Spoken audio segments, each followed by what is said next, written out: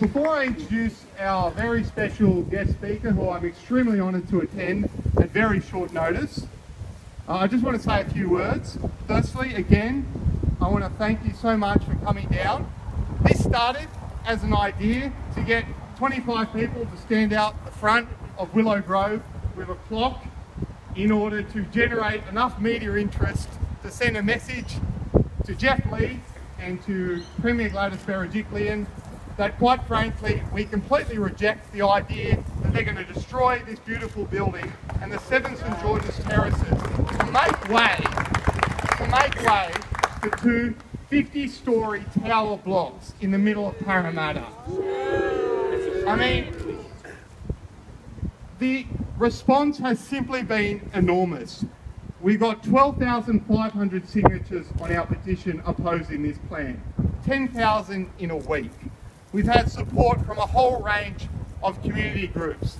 I want to acknowledge, there's a whole range of them. I can't name all of them, but I do want to acknowledge Save the Powerhouse, which has also been very helpful in spreading the message, and everyone associated with the Ultimo movement. This is really exciting. It's really great that you could all be here.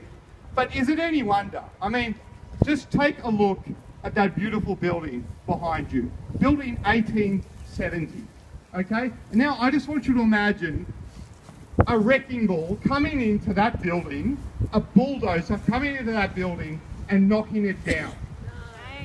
I mean, can you imagine anything more absurd in this city today? Guess what they're doing at Cumberland Hospital? Look, and I know I'm preaching to the converted, but this has been a dud deal from start to finish.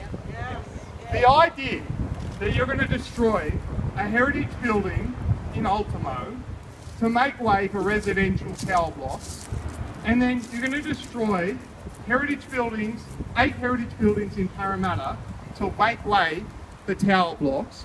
You're going to pick up what's remaining from the rubble in Ultimo, move it to Parramatta, and then once you get these 2 50-storey tower blocks, you're going to put a basement museum at the bottom of it.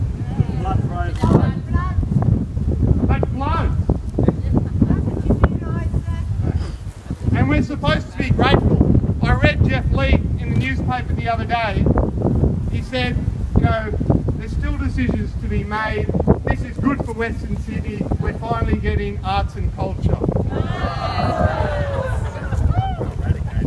Well, thanks a lot, mate. We're getting a basement museum at the bottom of 2 tower blocks. We really appreciate it.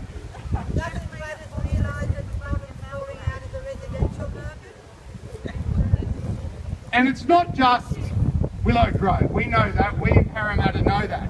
And I think part of the reason why there has been such an enormous reaction here is because we saw what happened with Parramatta War Memorial Pool. Built in 1959, it was just bulldozed over. And I think after that, the message has been very clear here in Parramatta that we need to stand up for ourselves, we need to stand up for this area, because quite frankly, otherwise the state government's just going to come in and bulldoze the whole lot. And we know that it's not just this building and the 7 St George's Terraces. We know that the 190-year-old Royal Oak Hotel is next on the chopping block. They're going to run a tram line for the middle of it, a tram line that nobody wants, the small businesses don't want, the heritage community don't want. We're on a unity ticket there. Only the state government wants it. And then there's the Fleet Street Heritage Precinct in North Parramatta, home to 77 state heritage listed buildings. Who knows what's going to happen there? We know, high-rises. High-rises. I mean, the government keeps coming out with various thought bubbles about what they're going to do with the area. But I think, as you rightly say, high-rise seems to be the plan. And it's a real shame because that area, in that precinct, with all of those beautiful heritage buildings in that area, it has a wonderful opportunity to create an arts and cultural precinct in the middle of Parramatta. A museum in Parramatta can go in the Fleet Street Heritage Precinct in North Parramatta. We don't have to knock down the heritage buildings that we already have to put in tower blocks and then put a basement at the bottom of it. the last thing I want to say is, I did ask you to bring clocks, and thank you for those who have. And there's two reasons for that.